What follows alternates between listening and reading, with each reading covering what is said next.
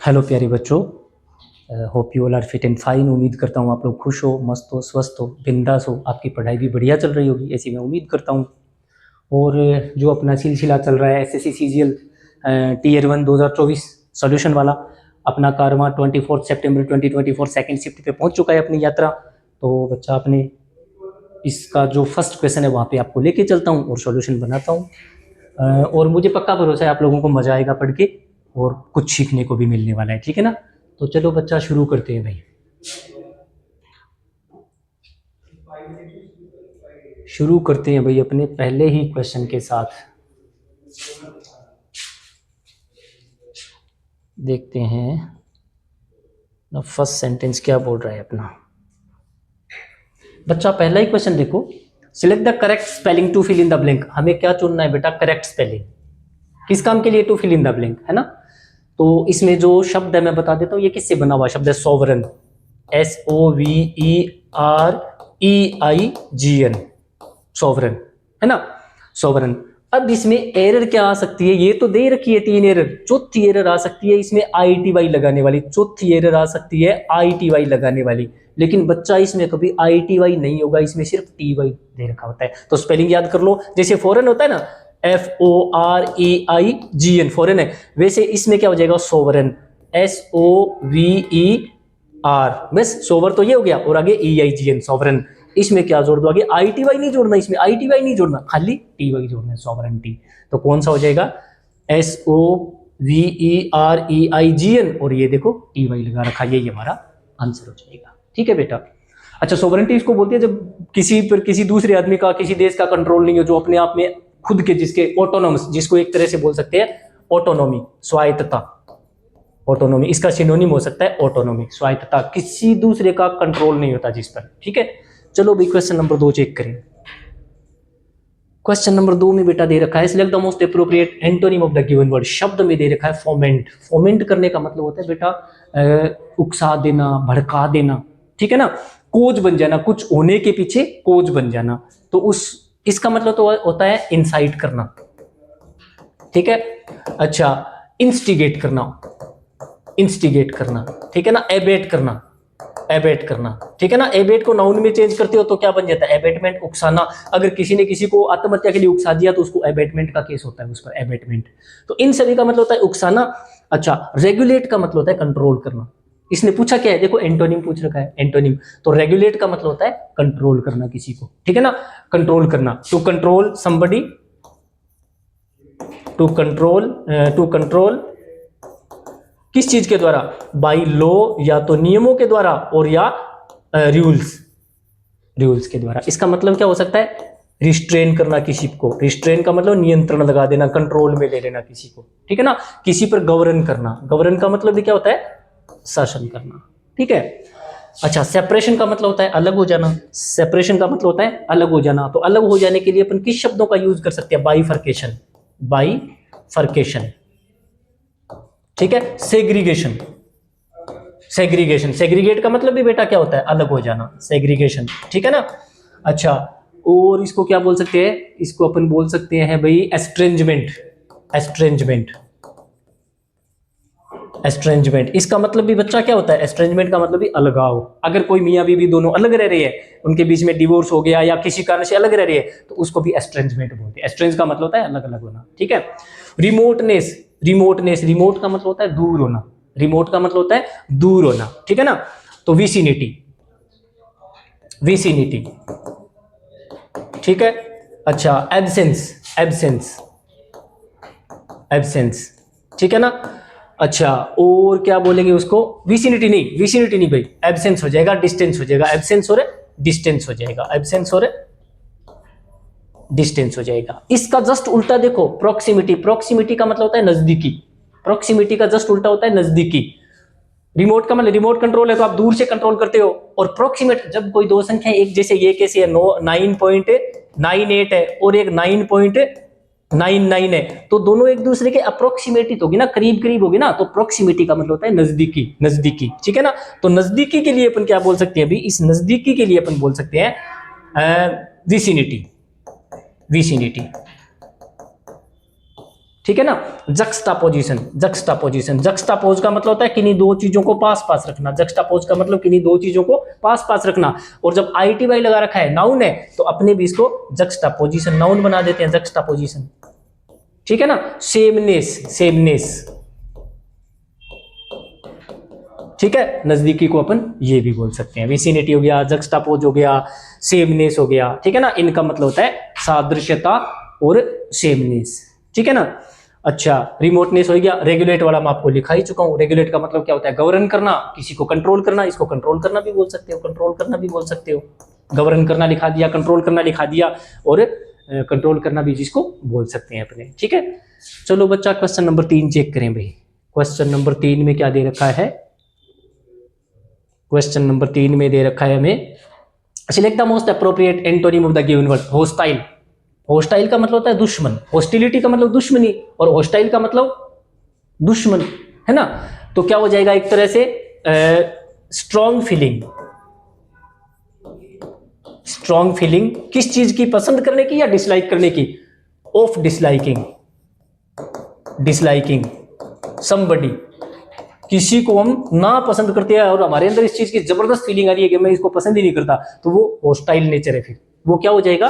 Unfriendly, unfriendly जिसको अपन बोल सकते हैं एडवर्स, ठीक है ना। एडवर्स जिसको बोल सकते हैं, ठीक है ना।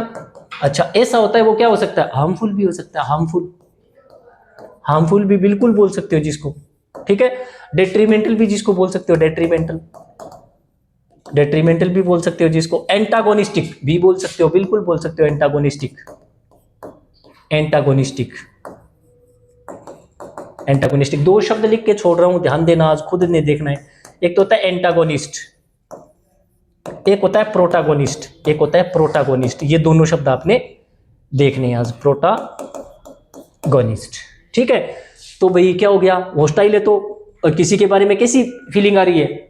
ना पसंद करने की, दुश्मनी वाली। फ्रेंडली है तो उल्टा हो जाएगा इसका, देखो हमें बताना ही उल्टा है, तो ये हो जाएगा फ्रेंडली। फ्रेंडली कैसा हो सकता है? एमिएबल, एमिएबल हो सकता है, एमिकेबल हो सकता है, एमिकेबल हो सकता है, ठीक है ना। एक शब्द और देखना है भाई आपने, एमिटी, एमिटी, ठीक है ना। ये हो जाएगा। सोशिएबल जिसको बोल सकते हो, सोशिएबल, सोशिएबल जिसको बोल सकते हो। ग्रीगेरियस जिसको बोल सकते हो, जिसको आप ग्रीगेरियस भी बिल्कुल कह सकते हो। ग्रीगेरियस का मतलब होता है समूह में रहने वाले। अब समूह में रहने वाले होंगे तो फ्रेंडली नेचर के होंगे, तभी तो रह पाएंगे ना, है ना। तो एमिएबल हो गया, एमिकेबल हो गया, सोशिएबल हो गया, ग्रीगेरियस हो गया, ये सारे के सारे कैसे होते हैं? फ्रेंडली होते हैं, ठीक है ना। इनकोहेरेंट, इनकोहेरेंट कैसी चीजें होती है? जिनके बीच में कोई भी मेल नहीं खाती जो चीजें, ठीक है, ठीक है ना। मतलब इम्पर्टिनेंट है वो एक तरह से, जिसको अपन क्या बोल सकते हैं? इम्पर्टिनेंट, इम्पर्टिनेंट है, ठीक है ना। नॉट प्रोन, जो एक दूसरे के प्रोन नहीं है, नॉट प्रोन भी जिसको अपन नॉट प्रोन टू भी बोल सकते हैं, ठीक है ना। अच्छा, इंटीग्रिटी नहीं है इनके बीच में, डिसइंटीग्रेटेड भी कह सकते हो, डिसइंटीग्रेट, डिसइंटीग्रेटेड। इंटीग्रेट का मतलब तो जिनके बीच में कुछ संगतता है, जिनमें कुछ तालमेल और मेल है, और डिसइंटीग्रेटेड, नॉट प्रोन और इम्पर्टिनेंट है, इन सभी का मतलब वो चीजें सुसंगत नहीं है। इनकॉन्ग्रुइटी भी बोल सकते हो, इनकॉन्ग्रुइटी, इनकॉन्ग्रुइटी भी बिल्कुल बोल सकते हो आप, इनकॉन्ग्रुइटी, ठीक है ना। अच्छा, और चूंकि ये एडजेक्टिव है तो अपने इसको इनकॉन्ग्रुइटी मत बनाओ, इसको इनकॉन्ग्रुअस बना दो, UOUS, इनकॉन्ग्रुअस, ठीक है ना। ये हो जाएगा। अच्छा, डाउटफुल कैसा होता है भाई? जब हमें हमारे दिमाग में ये चीज आ रही हो कि कुछ ना कुछ गलत किया है इस आदमी ने, ठीक है ना। To doubt that somebody has done something wrong और इलीगल, हमारे मन में ये हो जाए कि किसी बंदे ने कुछ इलीगल काम किया या गलत काम किया, तो उसको बोलते हैं डाउटफुल, ठीक है ना। उसको अपन बोल सकते हैं सेप्टिक, ठीक है ना। स्केप्टिक भी बोल सकते हो, स्केप्टिक। अच्छा, इसकी स्पेलिंग में यहां पर शी भी लगा सकते हो, ठीक है। अच्छा, इगर, इगर किसको बोलते हैं भाई? इगर किसको बोलते हैं? उत्सुक, जो चाहता है कि कोई काम या घटना हो, जो चाहता है, वांटिंग, वांटिंग टू, स्ट्रांगली भी कह सकते हो, स्ट्रांगली वांटिंग, स्ट्रांगली वांटिंग, जो बहुत ज्यादा चाहता है, टू डू और हैपन समथिंग, जो चाहता है कि यार ये काम तो जरूर होना चाहिए, तो वो उस काम के लिए बंदा कैसा है? ईगर है। ईगर को अपन क्या बोल सकते हैं अभी? ईगर को अपने बोल सकते हैं कीन, ठीक है ना। एंक्सियस, ठीक है ना। एविड, ठीक है ना। ये होता है कीन बोल सकते हो उसको, एंक्सियस बोल सकते हो, एविड भी बोल सकते हो। इन सभी का मतलब होता है बंदा उस काम को करने के लिए ईगर है, ठीक है ना। एक शब्द देखना लुक फॉरवर्ड टू, एक शब्द आपने देखना है लुक फॉरवर्ड टू, इसका मतलब क्या होता है भाई, ठीक है। चलो भाई क्वेश्चन नंबर 4 चेक करें। क्वेश्चन नंबर 4 में अपने को बच्चा क्या दे रखा है, क्वेश्चन नंबर 4 में दे रखा है select the most appropriate meaning of the underline word. बेटा हमें जो शब्द दे रखा है हमें उसका एप्रोप्रिएट मीनिंग बताना है। एप्रोप्रिएट मीनिंग का मतलब क्या हुआ, सिनोनिम बताना है, एंटोनिम वगैरह तो कुछ बोल ही नहीं रखा इसने। तो ऑब्ड्यूरेट का मतलब होता है जिद्दी आदमी, स्टबरन आदमी, स्टबरन, ऑब्ड्यूरेट को अपन बोल सकते हैं स्टबरन, जिद्दी, ठीक है ना।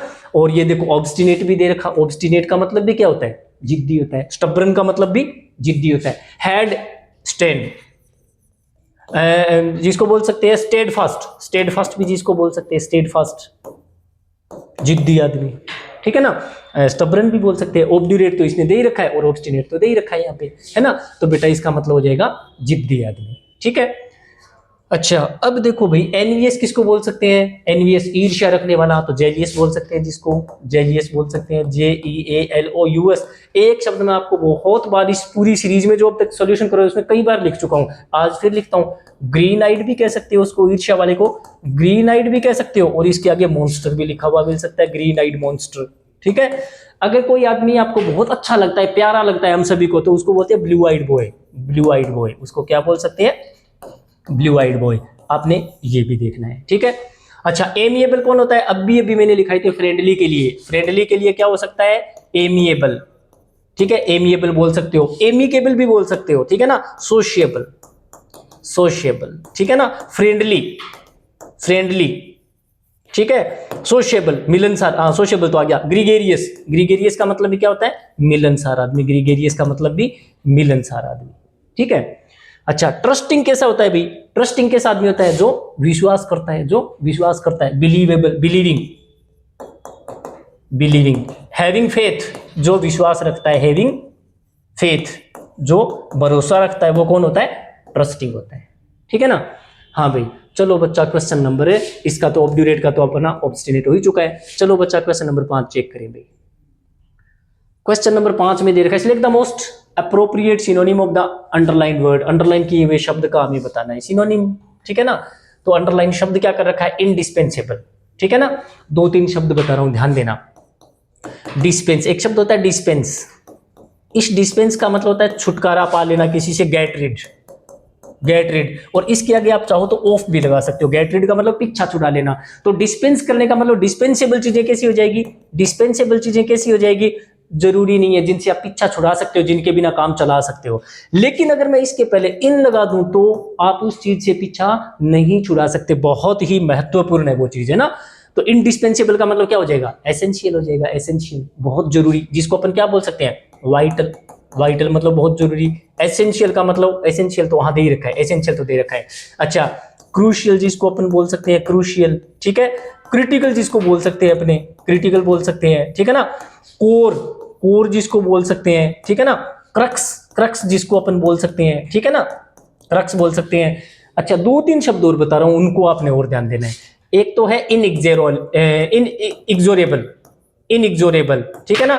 एक है अनअवॉइडेबल, अनअवॉइडेबल, ठीक है ना। एक है, एक होता है इनएलुक्टेबल, इनएलुक्टेबल, एलुक्टेबल, ठीक है। एक होता है इनएविटेबल, इनएविटेबल। बच्चे लोग इन सभी का मतलब होता है बहुत जरूरी है, इनसे अपन पीछा नहीं छुड़ा सकते, इन चारों का मतलब भी यही होता है, ठीक है ना। अच्छा इसके बाद में देखो आंसर तो अपना बन चुका है भी, एसेंशियल। ऑप्शनल किसको बोलते हैं, ऑप्शनल वॉल्यूंटरीली जो हम काम करते हैं हमारी मर्जी से। जब अपने 12वीं के बाद आप कॉलेज में जाते हो या 10वीं के बाद 11वीं 12वीं आते हो तो आप सब्जेक्ट आपके कौन से होते हैं, कंपल्सरी और ऑप्शनल। ऑप्शनल का मतलब होता है आपके मन का चुना हुआ, चूजन। अल्टरनेटिव, अल्टरनेटिव, अल्टरनेटिव का मतलब चुना हुआ आपका, ठीक है। अच्छा इसको अपन बोल सकते हैं, बिल्कुल बोल सकते हैं, चूजन बोल सकते हैं, अल्टरनेटिव बोल सकते हैं, ठीक है ना। अच्छा इसके बाद में देखो फंक्शनल, फंक्शनल चीजें कैसी होती है, जो अभी काम कर रही है। फंक्शनल का मतलब बंद है कि काम कर रही है, काम कर रही है तो वर्किंग, ठीक है। एक्टिंग, एक्टिव, जो अभी एक्टिव है, ठीक है ना। ऑपरेटिंग, ऑपरेटिंग, ऑपरेटिव भी कह सकते हो जिसको, ऑपरेटिव भी कह सकते हो, और ऑपरेशन भी कह सकते हो जिसको। ऑपरेशनल है तो वो काम कर रही है, अभी भी ऑपरेशनल है, ठीक है ना, ऑपरेशनल। फंक्शनिंग, फंक्शनिंग, ठीक है ना, फंक्शनिंग, ठीक है। इसको डिस्क्रेशनरी भी बोल सकते हैं, अभी इसको डिस्क्रेशनरी भी बोल सकते हैं, डिस्क्रेशनरी, डिस्क्रेशन। डिस्क्रेशन का मतलब होता है हमारा विवेक, हमारा विवेक। डिस्क्रेशनरी हमारी विवेक के अनुसार, हम चाहे तो उस काम को करें चाहे तो ना करें, हमारे विवेक पर डिपेंड करता है, तो उसको डिस्क्रेशनरी भी बोल सकते हो। पब्लिक डिस्क्रेशन किसको बोलते हैं, जनता का विवेक, जनता क्या चाहती है उसके अकॉर्डिंग, ठीक है। अच्छा, मोटिवेशनल कैसा होता है भाई, जो आपको ड्राइव करे, जो आपको पुश करे कोई काम करने के लिए, आपको ड्राइव करे, ठीक है ना, जो आपको एनकरेज करे, जो आपको एनकरेज करे किसी काम के लिए, एनकरेजियस, ठीक है ना। अच्छा, इसके अलावा इंस्पायरिंग, जो आपको क्या करे, इंस्पायर करे, इंस्पायरिंग भी जिसको अपन बिल्कुल बोल सकते हैं, ठीक है ना। तो ये सारे के सारे क्या हो जाएंगे भाई, मोटिवेशनल के बन जाएंगे। ड्राइविंग कर रहा है आपको, एनकरेजियस है, जो इंस्पायरिंग आपको प्रेरित कर रहा है, ठीक है ना। अच्छा, एनर्जाइजिंग भी जिसको बोल सकते हैं, एनर्जाइजिंग, एनर्जी मतलब जो आप में एनर्जी भर दे, जो आप में जान डाल दे, तो उसको एनर्जाइजिंग भी बोल सकते हैं, ठीक है। आंसर अपना एसेंशियल ऑलरेडी बन चुका है, ठीक है ना। चलो बच्चा, क्वेश्चन नंबर 6 चेक करें भाई। क्वेश्चन नंबर 6 में अपने को क्या दे रखा है, the following sentence has been divided into 4 segment. Sentence को 4 टुकड़ों में बांटा जा चुका है। आइडेंटिफाई द सेगमेंट, सेगमेंट को पहचानना है, which in which the article has been used incorrectly, जिसमें आर्टिकल का गलत इस्तेमाल किया गया है। तो आर्टिकल तो बेटा इसमें दे ही एक ही जगह रखा है, यही गलत है फिर, है ना, क्योंकि हैवीएस्ट है, ये डिग्री कौन सी है भाई, हैवीएस्ट है ये डिग्री कौन सी है, जिसमें ईएसटी लगा रखा है, तो कौन सी डिग्री है, सुपरलेटिव डिग्री है। ये कौन सी डिग्री है बच्चा, सुपरलेटिव डिग्री है। और सुपरलेटिव डिग्री के साथ किसका यूज करना चाहिए बच्चा, ए का यूज थोड़े ना करेंगे हम, किसका यूज करेंगे, द का यूज करेंगे, ठीक है। और एक चीज और है, सुपरलेटिव डिग्री के बाद में, सुपरलेटिव डिग्री के बाद में आपको किसका यूज करना पड़ेगा, सुपरलेटिव डिग्री के बाद में ओव या इन आता है। 99% कोई प्रेपोजिशन आएगा, 100% कोई प्रेपोजिशन आता है, और ज्यादातर कौन से आते हैं, या तो ओव, या तो ओव का यूज होता है, या इन का यूज होता है। ये देखो इन दे रखा, इन द ग्रेड 12। और 12वीं क्लास के सारे बच्चों की तुलना किससे हो रही है, मास्टर सेम से हो रही है। मास्टर सेम की तुलना किससे हो रही है, पूरी की पूरी क्लास से तुलना हो रही है इसकी, ठीक है ना। ये हो जाएगा। एक सेंटेंस लिख के छोड़ रहा हूं, बताना। एक सेंटेंस है जैसे जैसे it is most valuable thing. इसमें ए भी लगा रखा है, एन भी लगा रखा है, दे भी लगा रखा है, और क्रॉस भी लगा रखा है। तो बताओ आप किसका यूज करेंगे इसमें, ठीक है।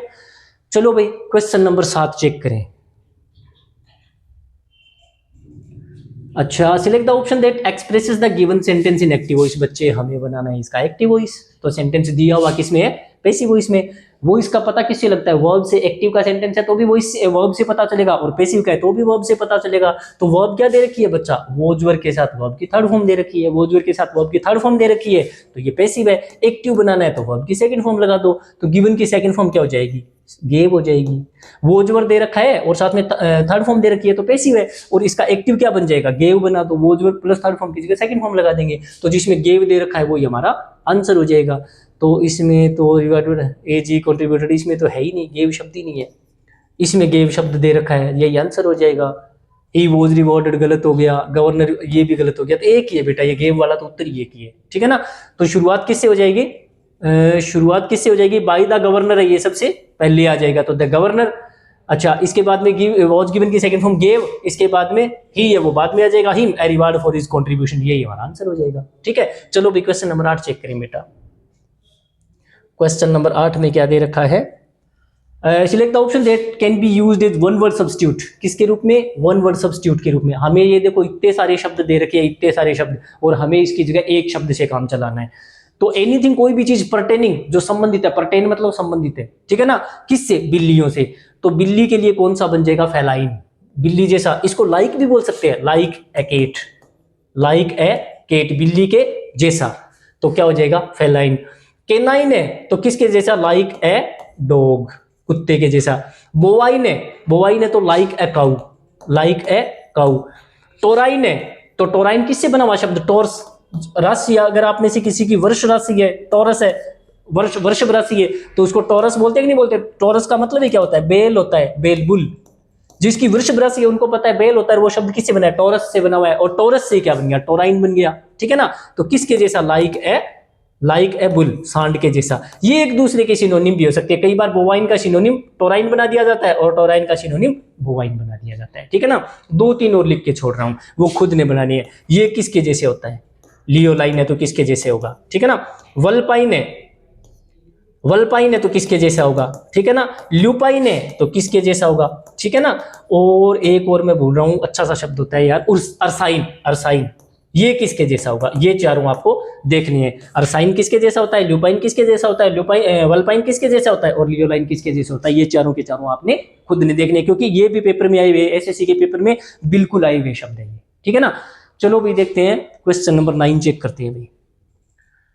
क्वेश्चन नंबर 9 में अपने को दे रखा है select the most appropriate meaning of the underline idiom. बेटा कोई इडियम दे रखी है अंडरलाइन करके और हमें उसका अप्रोप्रिएट मीनिंग बताना है, ठीक है।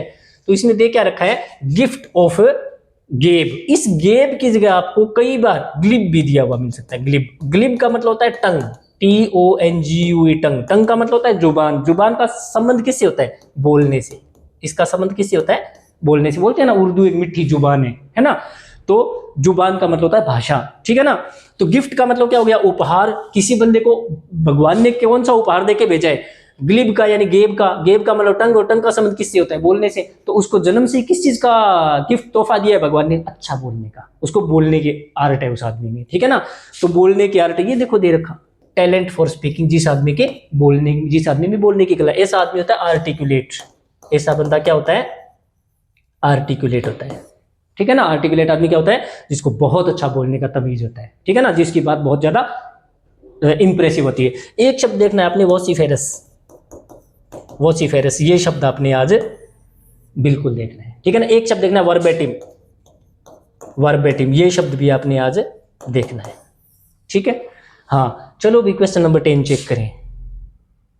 क्वेश्चन नंबर 10 में क्या दे रखा है? Sentence of a paragraph are given below in jumble order. बेटा पैरा जंबल आ गया, अभी पैरा जंबल आ गया है ना। तो पैरा जंबल से अपन इसका सीक्वेंस सेट करते हैं। देखो इट दे रखा है, इसके बाद में इट दे रखा है, इसके बाद में फिजिकल बेनिफिट्स दे रखा है of yoga, physical benefits of yoga, और इट दे रखा है। अब हमें पता है इट का यूज किसके लिए दे रखा है? Physical benefits of yoga. तो बात पूरे के पूरे इस योगा के जो फिजिकल बेनिफिट्स है, कैन बी एंजॉयड, उनका मजा लिया जा सकता है जिंदगी भर के लिए, विदाउट रिस्क और इंजरी, बिना कोई खतरे और जोखिम के। जब आप योगा करते हो जिंदगी भर इसका मजा ले सकते हो और आपको कोई इंजरी भी नहीं होगी, कोई नुकसान भी नहीं होगा। तो इसमें ये इट का यूज किसके लिए हो रहा है? योगा के लिए हो रहा है, क्योंकि योगा कोई आदमी या औरत तो है नहीं। आदमी होता तो ही लगाते, औरत होता तो ही लगाते। तो योगा के लिए किसका यूज हो रहा है? It regulate. ये रेगुलेट करता है किसको? ऑपरेशन ऑफ बॉडी, ठीक है ना। पूरी बॉडी का जो कार्य प्रणाली है, ठीक है ना। इसमें जरूरत किस चीज की होती है? प्रैक्टिस करनी है आपको प्रॉपर बॉडी की, और ब्रीदिंग टेक्निक्स, हमारी सांस लेने की टेक्निक को, ठीक है। और ये रेगुलेट करता है रिलेशन किसके बीच में? बॉडी के, हमारे दिमाग के और हमारी आत्मा के। तो बेटा बात किसके बारे में? योगा के बारे में। ये देखो नाउन आ गई, ये आ गई नाउन, और इट और इट ये प्रोनाउन। नेचुरल सी बात है, सी से हमारा सेंटेंस शुरू हो जाएगा। ऑप्शन देखो सी कहां पर है? एक में ही है, बस यही हमारा आंसर हो जाएगा, ठीक है। चलो भी क्वेश्चन नंबर 11 चेक करें। क्वेश्चन नंबर 11 में दे रखा है select the most appropriate synonym of the given word. दिए हुए शब्द का सिनोनिम बताना है। कास्केड का मतलब होता है झरना। कास्केड का मतलब झरना। वाटरफॉल, जिसको फॉल भी बोल सकते हो, फॉल, जिसको आप बोल सकते हो वाटरफॉल, जिसको आप बिल्कुल क्या बोल सकते हो? वाटरफॉल भी बोल सकते हो। इसके लिए 2 शब्द है, शूट, ठीक है, जिसको आप बिल्कुल शूट भी बोल सकते हो। इन दोनों का मतलब भी झरना ही होता है, ठीक है ना। इसके लिए एक बढ़िया सा शब्द होता है कैटरेक्ट। और इसी कैटरेक्ट का मतलब होता है मोतियाबिंद। आंखों की बीमारी होती है ना बेटा, मोतियाबिंद, उसका स्पेलिंग भी बिल्कुल यही होता है, कैटरेक्ट। और इसी कैटरेक्ट का मतलब झरना भी हो सकता है। तो कैटरेक्ट हो गया, च्यूट और शूट हो गया, वाटरफॉल हो गया, फॉल हो गया, सभी का मतलब होता है झरना। क्रिटिसाइज का मतलब क्या होता है? आलोचना करना किसी की, ठीक है ना। रिप्रीहेंड करना किसी को, रिप्रीहेंड करना, ठीक है ना, रिप्रीहेंड करना, ठीक है। अच्छा, और क्या बोल सकते हैं? रिप्रोबेट करना, इसका मतलब भी आलोचना करना, ठीक है ना। चाइड करना, कास्टिगेट करना, ठीक है ना। एडमोनिश करना, इन सभी का मतलब ही क्या होता है बेटा? किसी को क्रिटिसाइज करना, एडमोनिश करना, इन सभी का मतलब होता है बच्चा किसी की आलोचना करना, ठीक है ना। अच्छा, आर्केड किसको बोलते हैं? कोई गली है लेकिन इधर से भी ढकी हुई है, इधर से भी ढकी हुई है, मतलब कोई गलियारा है लेकिन ऊपर छत है, उसके दोनों तरफ से ढका हुआ है वो, है ना, ऊपर से ढका हुआ है, उसको आर्केड बोलती है। इसको अपन क्या बोल सकते हैं? इसको बोल सकते हैं अपने पिएज़्ज़ा, इसको बोल सकते हैं अपने पिएज़्ज़ा, ठीक है ना। इसको अपन बोल सकते हैं पैसेज वे, इसको बोल सकते हैं अपने पैसेज वे, इसको अपन बोल सकते हैं कॉरिडोर, इसको अपन कॉरिडोर भी बोल सकते हैं, इसको अपन कॉरिडोर भी बोल सकते हैं, ठीक है। अच्छा, वाटरफॉल तो हो ही गया। अच्छा, आर्केड भी हो गया, क्रिटिसाइज भी हो गया। अब रह गया गार्डन। गार्डन को क्या बोल सकते हो? पेशो, इसको बोल सकते हैं पेशो। इसको बोल सकते हैं नर्सरी, इसको अपन बोल सकते हैं नर्सरी, ठीक है। इसको बोल सकते हैं ग्रीनरी। इसको अपन बोल सकते हैं बैकयार्ड। हमारे घर का जो बैक साइड का भाग होता है ना, वही तो गार्डन होता है, इसलिए इसको अपन क्या बोल सकते हैं? बैकयार्ड भी बोल सकते हैं, ठीक है। आंसर तो हमारा वाटरफॉल बन ही चुका है। वाटरफॉल का मतलब ही क्या होता है? झरना। और उधर क्या दे रखा है? कास्केड, इसका मतलब भी क्या होता है? झरना। चलो क्वेश्चन नंबर 12 चेक करेंगे। क्वेश्चन नंबर 12 में दे रखा है हमें, select the option that expresses the given sentence in passive voice. Passive बनाना है भाई, ठीक है ना। तो इसने क्या दे रखा है? एक तो बी से बने हुए जितने भी शब्दों, क्या चीज है? बी से बने हुए इज, आर, एम और वॉज, वर। हेव से बने हुए जितने भी शब्द क्या क्या हो सकते हैं? हैज, हैव और हैड, ठीक है। शेल हैव और विल हैव, ठीक है ना। एक होता है गोइंग टू, बी से बने हुए पांचों ही हो सकते हैं, इज, आर, एम, वॉज और वर, ये पांचों हो सकते हैं, ठीक है ना। हैव से बने हुए क्या हो सकता है? हैज, हैव, ठीक है, हैड और शेल हैव और विल हैव भी हो सकता है, और गोइंग टू भी हो सकता है। अगर इनके बाद में गोइंग है, अगर इन सभी के बाद में क्या आ जाए? टू प्लस पहली फॉर्म आ जाए, तो पैसिव इनमें तो कोई चेंज नहीं करना, ना तो गोइंग में चेंज करना, ना हैज, हैव और हैड में चेंज करना, ना इज, आर, एम, वॉज, वर में चेंज करना। आपको पैसिव बनाने के लिए टू, बी और वर्ब की थर्ड फॉर्म बना देनी है। टू प्लस पहली फॉर्म का टू बी प्लस वर्ब की थर्ड फॉर्म बना देनी है, ठीक है ना। तो अब हेव में तो कोई चेंज नहीं करना, लेकिन टू से किस में चेंज बन जाएगा? टू बी सेड बन जाएगा, ठीक है ना। अब लिटिल है ये पहले आ जाएगा और वी है ये बाद में आ जाएगा। अब हमें पता है कि लिटिल और मच ये दोनों सिंगुलर होते हैं, ठीक है ना। लिटिल के लिए तीन शब्द बन सकते हैं, ए लिटिल भी हो सकता है और द लिटिल भी हो सकता है, ठीक है ना। अच्छा, फ्यू और मेनी ये दोनों प्लूरल होते हैं, फ्यू के भी तीन बन सकते हैं, ए फ्यू और बे फ्यू भी बन सकता है। तो इनके लिए तो आपको इट का यूज करना होता है प्रोनाउन, और इन दोनों तीनों चारों के लिए फ्यू, ए फ्यू और दे फ्यू चारों के लिए किसका यूज करना होता है? आपको दे प्रोनाउन का यूज करना होता है। तो जब लिटिल पहले आ जाएगा तो हमें इस हैव की जगह क्या लगाना पड़ेगा? हेज, क्योंकि लिटिल होता है वो तो सिंगुलर होता है। तो सबसे पहले लगा दो लिटिल और इसके बाद में देखो हेज आ गया, और ये देखो टू बी सेड आ गया। टू से को किस में चेंज कर दिया? टू बी सेड बना दिया। यही हमारा आंसर हो जाएगा। Has to be said, had तो बनेगा नहीं, और मस्ट कहां से आ जाएगा, ठीक है ना। और इसने इज टू तो लगा रखा है, इज क्यों आएगा भाई? हैज होना चाहिए था, यहाँ पर हैज होना चाहिए था। तो यही हमारा हैज टू बी वाला हमारा आंसर बन जाएगा। ये चीज गौर करना, इसमें से बहुत बार पेपर में सवाल आता है, एसएससी में बहुत बार इस टाइप का सवाल आता है। और ये जो चीज मैंने लिखाई है ना, ये बिल्कुल ही ध्यान में रखने वाली है, बहुत काम की चीज है ये, ठीक है ना। चलो अभी क्वेश्चन नंबर 13 चेक करें। क्वेश्चन नंबर 13 में दे रखा है, select the most appropriate option to substitute the underline segment. हमें सब्स्टिट्यूट करना है किसको? अंडरलाइन किए हुए सेगमेंट को। तो अंडरलाइन तो बेटा इसको कर रखा है, ठीक है ना। तो अब देखो, पॉजिटिव सेल्फ टॉक, बात किसके बारे में? जिसके लास्ट में आई वी लिखा है, ये तो एडजेक्टिव है। तो नाउन कौन है? सेल्फ टॉक है, ये नाउन है। अब ये नाउन हमारी टॉक्स है या टॉक है? टॉक है, तो ये तो सिंगुलर है। और जब सिंगुलर है तो अपन हेव थोड़ी लगा पाएंगे, हमें किसका यूज करना पड़ेगा? हैज का यूज करना पड़ेगा। तो इसमें देखो हैज वाले कितने हैं? हैज वाला ये रहा और ये रहा। अच्छा, अब ए के बाद में ए के आर्टिकल आ गया तो हमें चाहिए नाउन, आर्टिकल के बाद में हमें चाहिए नाउन। अगर आपको इफेक्ट दे रखा हो और अगर आपको अफेक्ट दे रखा हो तो बच्चा अफेक्ट है ये तो होती है वर्ब, और इफेक्ट है ये होता है आपका नाउन। और हमें क्या चाहिए? हमें नाउन चाहिए। तो बच्चा ये हमारा आंसर हो जाएगा इस ए की वजह से। हमें तो नाउन चाहिए ना। अगर ईडी वगैरह जोड़ना है तो इफेक्टेड हो जाएगा, अफेक्ट्स हो जाएगा, अफेक्टिंग हो जाएगा, क्योंकि ये वर्ब है। तो वर्ब में तो ईडी भी जोड़ सकते हो, एस भी जोड़ सकते हो, आईएनजी भी जोड़ना पड़ सकता है। तो यही हमारा आंसर हो जाएगा, ठीक है। चलो भाई क्वेश्चन नंबर 14 चेक करें। क्वेश्चन नंबर 14 में क्या दे रखा है? Select the most appropriate option to fill in the blank. हमें फिल इन द ब्लैंक करना है, भी ब्लैंक को भरना है किससे? एप्रोप्रिएट ऑप्शन से। तो शरत इज ऑलवेज, पंक्चुअल है, पेशेंट है, सेलेक्टिव है, ड्रोजी है।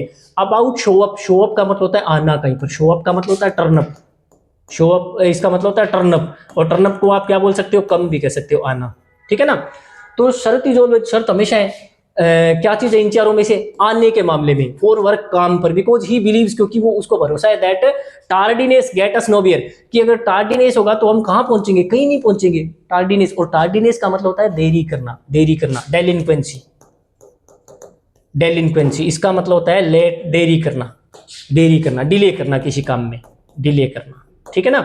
लेटनेस भी जिसको बोल सकते हैं, लेटनेस भी बोल सकते हैं। अब दो बहुत प्यारे प्यारे शब्द लिखा रहा हूं, देखना। एक तो होता है प्रोक्रेस्टिनेट, एक तो होता है प्रोक्रेस्टिनेट,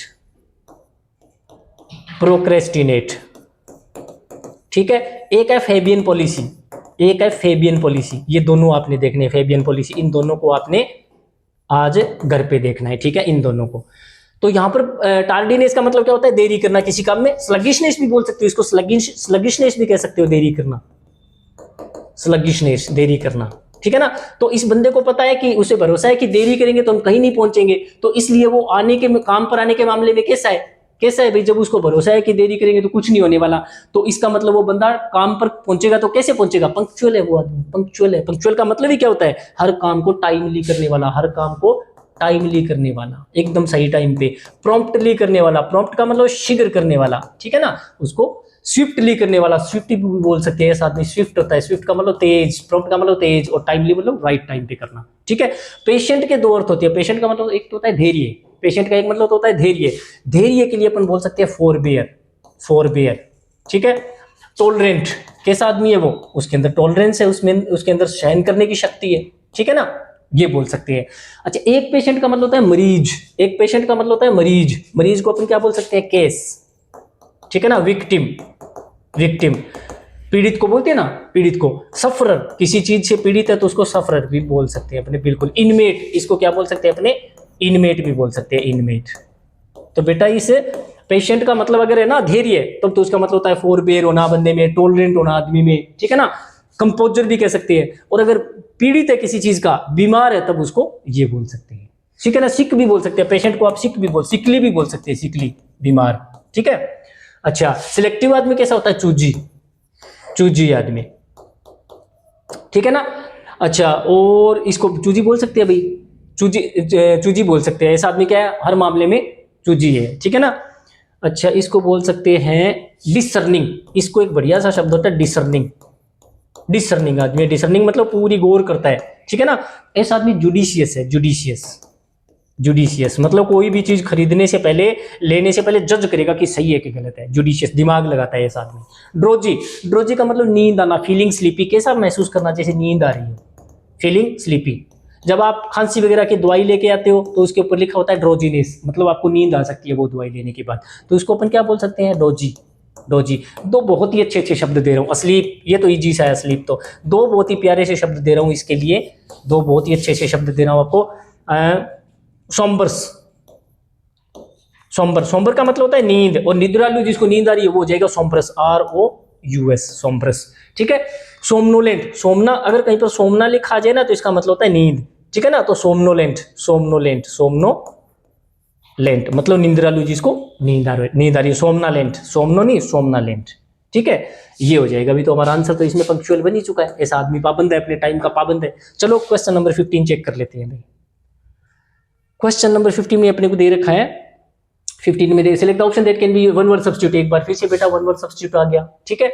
तो दैट विच, वह चीज, नो लॉन्गर जो अब नहीं है, इन एग्जिस्टेंस, अस्तित्व में, लुप्त हो चुकी है, लुप्त हो चुकी है कोई चीज, तो उसको बोलते हैं बेटा एक्सटिंक्ट, एक्सटिंक्ट। एक्सटिंक्ट का मतलब लुप्त हो जाना, और वैनिश का मतलब भी क्या होता है, लुप्त हो जाना।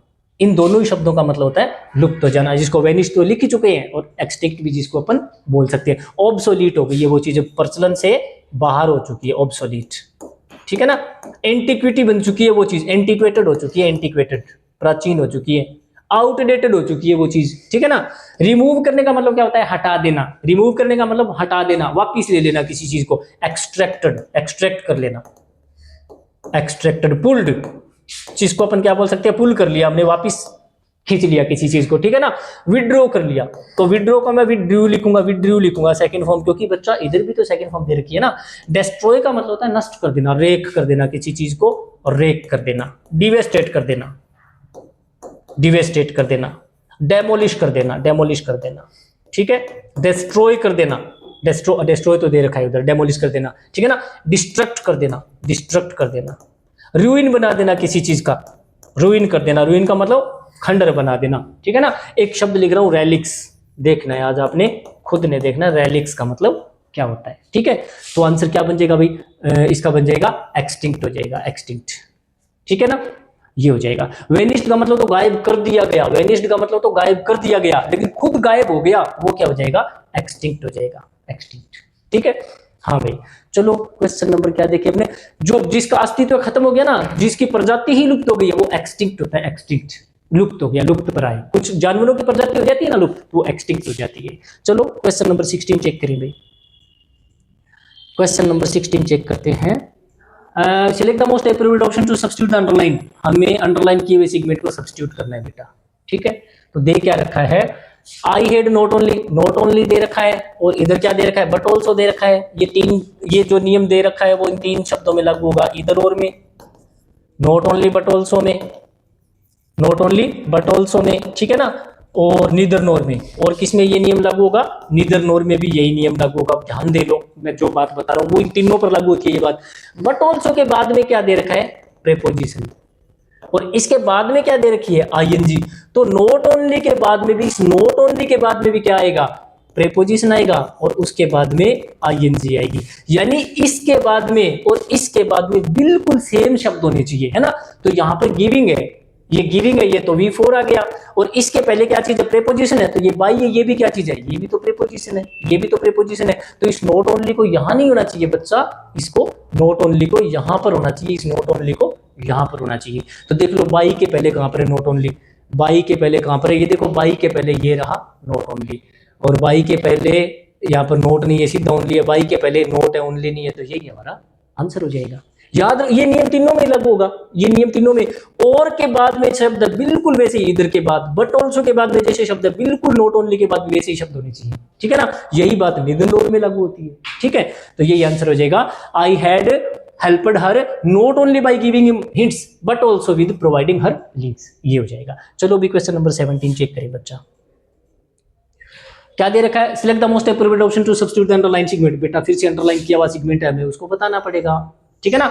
स्ट्रेटन अप, स्ट्रेट अप का मतलब टेढ़ा मेढ़ा होना या एकदम सीधा हो जाना, सीधा हो जाना। सीधा होने का मतलब अपने बोलते हैं ना लोगों को, भाई देख एकदम सीधा होकर काम करते रहे, यहाँ पे ये बदतमीजी नहीं चलेगी। तो स्ट्रेट अप का मतलब होता है सही बिहेव करना, और फ्लाई राइट सही से उड़ना, है ना। उड़ने का, सही उड़ने का मतलब सही दिशा में काम करना और सही से बिहेव करना।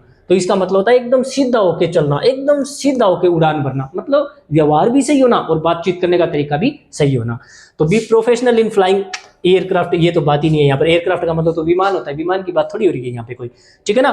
फॉरगेट भूल जाना, रॉन्ग डूइंग गलत काम भूलना, improve the absurd behaviour, absurd behaviour को सुधारना, एंड एक्ट सीरियसली, ये सही है, ये हो जाएगा कि आपको इंप्रूव करना पड़ेगा अपना बेतुका, एब्सर्ड का मतलब बेतुका बिहेवियर, और आपको सीरियसली काम करना पड़ेगा, यही इसका मीनिंग बन जाएगा, ठीक है। चलो भी क्वेश्चन नंबर 18 चेक करें बेटा। क्वेश्चन नंबर 18 में दे रखा है, parts of the following sentence have been given as options, ठीक है। Select the option that contains an error. बेटा एरर वाला पार्ट हमें उठाना है। तो दीपक इज स्टडीइंग बीटेक, कहां से, आईआईटी दिल्ली से, टू बिकम द इंजीनियर। अच्छा, अब द इंजीनियर का मतलब कोई पर्टिकुलर इंजीनियर है या दुनिया में मतलब जो करोड़ों इंजीनियर है उनमें से किसी एक की बात हो रही है। जैसे ही इज या हेनरी, मान लो हेनरी इज द टीचर,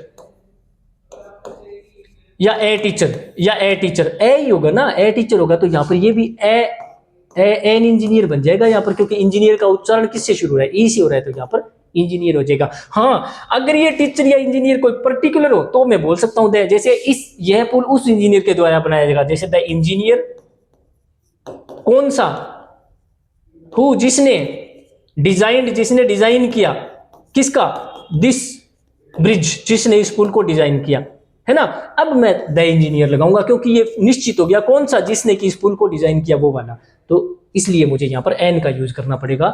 तो इस द इंजीनियर की जगह में क्या लगाना पड़ेगा, एन लगाना पड़ेगा, ठीक है, सॉरी एन का यूज करना पड़ेगा, एन का। चलो भी क्वेश्चन नंबर 19 चेक करें। क्वेश्चन नंबर 19 में इसने दे रखा है, select the option that can be used as one word substitute. बेटा फिर से हमें वन वर्ड सब्स्टिट्यूट बताना है, किसके लिए, for the given group of words. Dealing with, deal करना, थिंग्स, चीजों से, इन अ प्रैक्टिकल एंड सेंसिबल वे, चीजों से डील करना लेकिन कैसे, प्रैक्टिकल तरीके से या हवाई तरीके से, नहीं, प्रैक्टिकल तरीके से और एकदम समझदारी भरे तरीके से। 4 शब्द लिख रहा हूं, ध्यान देना। सेंसिबल, सेंसिबल, ठीक है ना। अच्छा, सेंसिटिव, सेंसिटिव, सेंशुअस, सेंशुअस और सेंशुअल, सेंशुअल। आज इन चारों शब्दों को आपने घर पे देखना है। सेंसिबल का मतलब होता है समझदार, सेंसिबल का मतलब समझदार। तो प्रैक्टिकल और समझदार तरीके से चीजों को हैंडल करना, उसको बोलते हैं प्रैग्मेटिक, प्रैग्मेटिक। प्रैक्टिकेबल जिसको अपन बोल सकते हैं प्रैक्टिकेबल, जिसको बोल सकते हैं अपने प्रैक्टिकेबल, ठीक है ना, जिसको बोल सकते हैं वॉयलेबल। वॉयल का मतलब होता है प्रैक्टिकल, वॉयलेबल का मतलब, वॉयल का मतलब होता है वॉयलेबल चीजें होती है जिसको प्रैक्टिकल लागू किया। और अनवॉयलेबल, इनवॉयलेबल कैसा हो जाएगा, जो हवा वाइये बोल बच्चन है, जिसको मतलब प्रैक्टिकल लागू नहीं कर सकते, तो इसको बोल सकते हैं वॉयलेबल, वॉयलेबल। फिजिबल जिसको अपन बोल सकते हैं फिजिबल, ठीक है ना, ये हो जाएगा फिजिबल का मतलब, वॉयलेबल का मतलब, प्रैक्टिकेबल का मतलब, और प्रैग्मेटिक का मतलब वो चीजें होती है जो बोल बच्चन नहीं है, जिनको रियल लाइफ में अप्लाई किया जा सकता है, ठीक है ना। आंसर तो ये बन जाएगा। साइनिक आदमी कौन होते हैं, दोस्त दृष्टा, जिनको हर चीज में बुराई ही नजर आएगी कि दुनिया में गलत ही गलत हो रहा है सब कुछ, ठीक है ना। तो पेसिमिस्टिक, इसको अपन बोलेंगे पेसिमिस्टिक, ठीक है। इसको अपन बोलेंगे आयरनिकल, इसको अपन बोलेंगे आयरनिकल, ठीक है। इसको अपन बोलेंगे सटायरिकल, सटायरिकल, ठीक है ना। इसके लिए अपन बोल सकते हैं, स्टायरिकल की जगह एक शब्द और होता है भाई, स्टायरिकल की जैसा एक शब्द और होता है, मैं भूल रहा हूं, मेरे दिमाग से निकल रहा है। चलो आप इतने ही याद रख लो एक बार, पेसिमिस्टिक, आयरनिकल और स्टायरिकल, ठीक है ना। तो और एक ये साइनिक होगी अपने साथ में, ये बन ही चुका है, ठीक है ना, ये हो जाएगा भाई। चलो इसके बाद में क्या रहेगा, सेप्टिक। सेप्टिक भी कैसा आदमी होता है, डाउटफुल आदमी, फुल ऑफ डाउट, जिसको अपन क्या बोल सकते हैं, डाउटफुल बोल सकते हैं, डाउटफुल, ठीक है ना। और जिसको स्केप्टिक बोल सकते हैं, स्केप्टिक, स्केप्टिक ये भी बोल सकते हैं, और के वाला स्केप्टिक भी बोल सकते हैं। स्टोइक कैसा आदमी होता है भाई, स्टोइक आदमी कैसा होता है, जिसने जिंदगी में इतने दुख तकलीफ देख लिए कि अब उसको दुख तकलीफ आसानी से सहन कर सकता है, जो केन क्या कर सकता है, सफरिंग,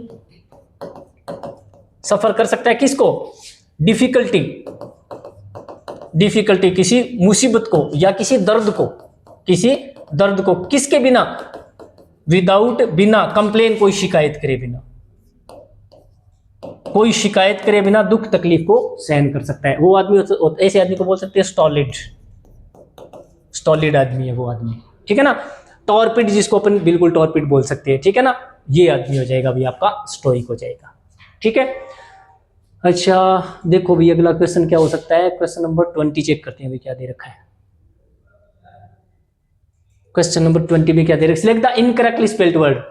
गिल्टी, कोई दिक्कत नहीं, अपराधी, दोषी। गिल्टी आदमी किसको बोल सकते हैं, जो फॉल्टी है, जिससे गलत हुआ है, कुछ ना कुछ गलत हुआ, उसको फॉल्टी बोलते हैं बेटा, फॉल्टी और गिल्टी बोलते हैं, ठीक है। एडमिट, किसी चीज को स्वीकार कर लेना, एक्सेप्ट कर लेना, कंसीड कर लेना, कंसीड कर लेना, कंसीड कर लेना, एक्सीड कर लेना, एक्सीड कर लेना, कंसेंट कर लेना, एक्सेप्ट कर लेना, ठीक है ना, एक्सेप्ट करना भी बोल सकते हो। एग्री का मतलब सहमत हो जाना। अटेम्प्ट की स्पेलिंग क्या होती है बेटा, डबल टी होता है, ATTEMPT, अटेम्प्ट। अटेम्प्ट बोले तो हल करना किसी चीज को, अटेम्प्ट है तो किसी चीज को हल करने का प्रयास करना, अटेम्प्ट की स्पेलिंग में डबल टी हो जाएगा। चलो बच्चा क्वेश्चन नंबर 21 चेक करेंगे। 21 में आ गया अपना कॉम्प्रिहेंशन। कॉम्प्रिहेंशन का मतलब पैसेज आ गया, कुछ शब्दों को, कुछ वर्ड्स है वो डिलीट कर दिया गया है। रीड द पैसेज केयरफुली, हमें पैसेज को ध्यान से पढ़ना है and select the most appropriate option, और हमें एकदम सही सही ऑप्शन उठाने हैं किससे, क्वेश्चंस दैट फॉलो, जो नीचे दिए गए सवाल है उनका, to fill in each blank, और हमें उनको फिर प्रत्येक ब्लैंक में भरना है, ठीक है। तो ए डांस, एक डांस विच इज क्रिएटेड, जिसको क्रिएट किया जाता है, और कोरियोग्राफ्ड, जिसको कोरियोग्राफ किया जाता है। कोरियोग्राफ करना मतलब डांस के स्टेप सिखाना, ठीक है ना। तो कोरियोग्राफर कौन होता है, जो किसी आदमी को डांस के स्टेप्स सिखाता है। तो कोई भी डांस जिसको क्रिएट किया जाता है या कोरियोग्राफ किया जाता है, परफॉर्म, और जिसको फिर परफॉर्म किया जाता है स्टेज पर अकॉर्डिंग, अकॉर्डिंग के साथ सभी को पता है यार टू का यूज होता है। हाँ, अगर अकॉर्डेंस होता तो विद आता, अगर इन अकॉर्डेंस होता ना, इन अकॉर्डेंस होता तो विद आता। इन अकॉर्डेंस है तो क्या आएगा, फिर साथ में विद आएगा, और अकॉर्डिंग है तो टू आएगा, ठीक है। तो चलो भाई आगे बढ़ते हैं, ये तो टू हो ही गया, इसमें कोई दिक्कत नहीं है। चलो अगला क्वेश्चन चेक करें क्या दे रखा है। अगला क्वेश्चन दे रखा है इसने, हाँ, तो जो जिसको, जिस डांस को क्रिएट किया जाता है, कोरियोग्राफ किया जाता है, परफॉर्म किया जाता है अकॉर्डिंग टू, अनुसार द टीनेट्स ऑफ द नाट्य शास्त्र। टीनेट्स किसको बोलते हैं, शिष्य, प्यूपिल, प्यूपिल, ठीक है ना। डिसिपिल, डिसिपिल, ठीक है ना, फॉलोअर्स और एडहेरेंट, एडहेरेंट इन सभी का मतलब होता है बेटा शिष्य, फॉलोअर्स, फॉलोअर्स भी बोल सकते हो। द नाट्य शास्त्र, नाट्य शास्त्र के जो नाट्य शास्त्र के शिष्य है, जो नाट्य शास्त्र के अकॉर्डिंग शिक्षा ले रहे हैं, अगर वो परफॉर्म करेंगे इस नाटक को तो इज कॉल्ड, उनको पुकारा जाता है क्लासिकल डांस। उसको कौन सा डांस बताती है? क्लासिकल डांस, शास्त्रीय नृत्य। किसके अकॉर्डिंग? जो नाट्य शास्त्र के अकॉर्डिंग चलता है। और हम जो विवाह शादियों में नाचते हैं वो क्लासिकल नहीं है, वो कोई हमने नाट्य शास्त्र में से थोड़ी उठाए हैं, ठीक है ना। हाँ, लोग विवाह शादियों में क्या है कि कई बार तो ऐसी हालत हो जाती है कि जनरेटर पर भी नाच लेते हैं, उनको यही पता नहीं चलता कि डीजे वीजे चल भी रहा है, बंद हो गया, तो वो नाट्य शास्त्र के अकॉर्डिंग थोड़ी होगा फिर। तो द टू ब्रॉड, दो मुख्य मुख्य, ब्रॉड का मतलब मुख्य मुख्य, of classical dancing, classical dancing के दो क्या चीज है भाई? ऑप्शन है, एस्पेक्ट है, क्राइटेरिया है, डिस्प्ले है। डिस्प्ले का मतलब तो होता है प्रदर्शन करना, ऑप्शंस का मतलब होता है, पहली बात तो टू लिखा है तो ये डिस्प्ले तो आएगा ही नहीं, क्योंकि टू के बाद में प्लूरल आएगा। क्राइटेरिया ये प्लूरल होता है, क्योंकि इसका सिंगुलर क्या होता है? क्राइटेरियन, इसका सिंगुलर होता है क्राइटेरियन। क्राइटेरियन तो लास्ट में ओ है ना, तो प्लूरल बनाने के लिए लगा दो। इस ऐसा एक शब्द होता है फिनोमेनन, फिनोमेनन, इसके लास्ट में ओ है ना, प्लूरल बनाने के लिए ए लगा दो, तो ये प्लूरल है। एस्पेक्ट्स मतलब पार्ट, एस्पेक्ट्स का मतलब पार्ट, ऑप्शन का मतलब चॉइस या विकल्प, ऑप्शन का मतलब होता है चॉइस। तो नाट्य शास्त्र में इसके दो, क्लासिकल डांस के दो ऑप्शन है क्या? ऑप्शन दो है, या मतलब दो पार्ट होते हैं, इसके दो पार्ट है इसके दो, एक तो ये भाग है, एक ये भाग है, इसमें ये होता है, इसमें ये होता है, तो पार्ट है इसके दो बेटा, एस्पेक्ट्स है इसके दो, ठीक है ना। तो ये हो जाएगा अपना एस्पेक्ट्स, ठीक है ना। अच्छा, उसमें ये क्यों नहीं हो सकता था भाई?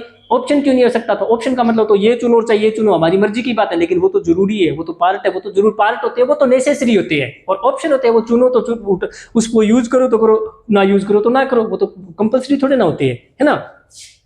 तो द टू ब्रॉड, इसके दो विस्तृत होते हैं एस्पेक्ट्स, पहलू ऑफ क्लासिकल डांसिंग, शास्त्रीय नृत्य के दो मुख्य मुख्य पार्ट्स होते हैं।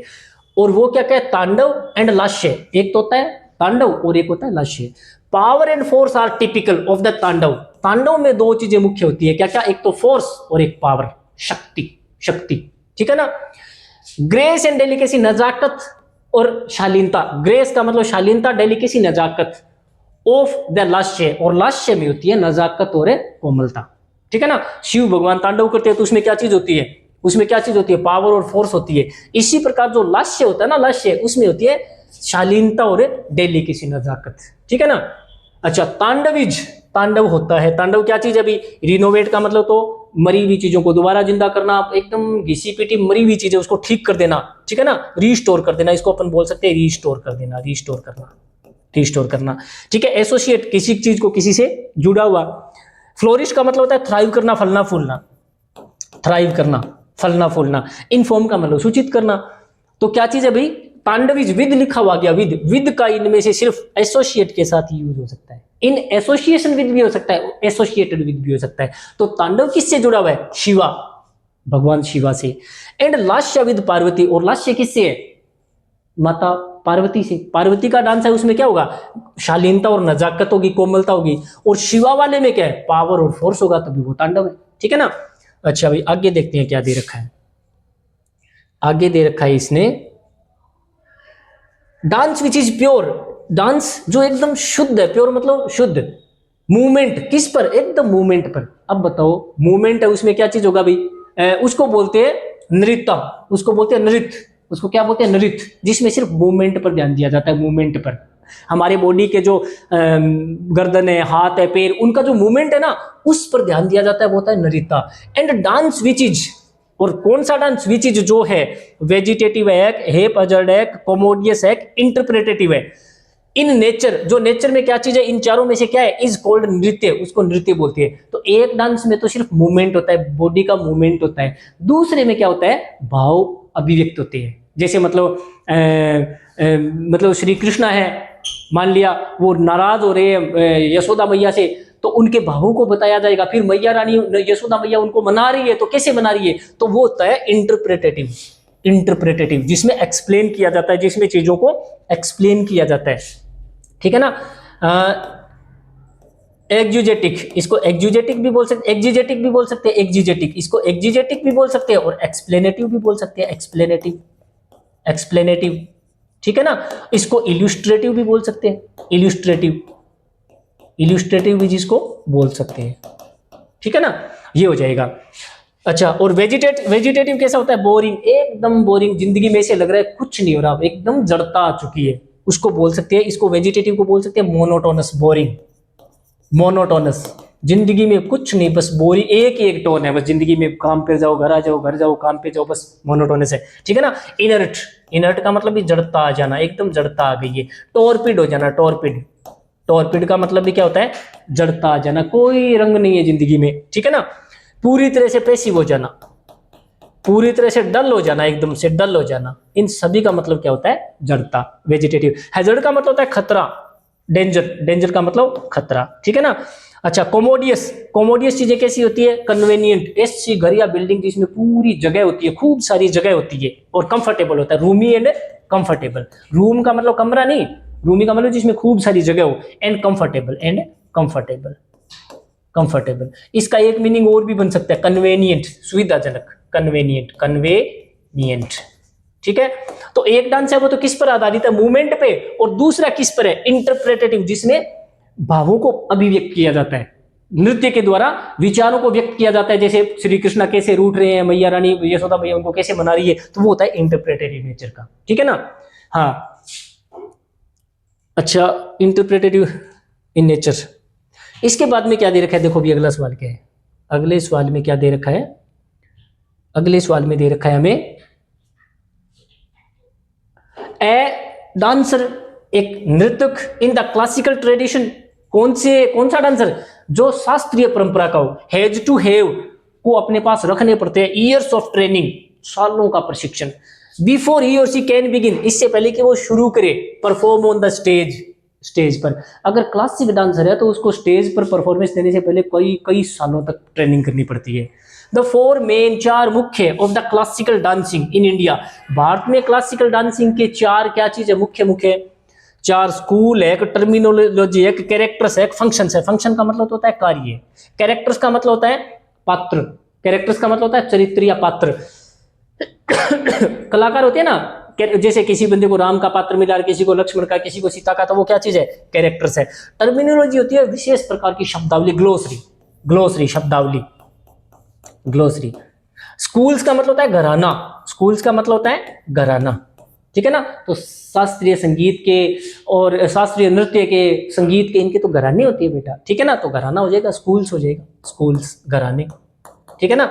तो क्लासिकल शास्त्रीय संगीत के, क्लासिकल संगीत के चार मुख्य घराने हैं, ठीक है ना। कौन से?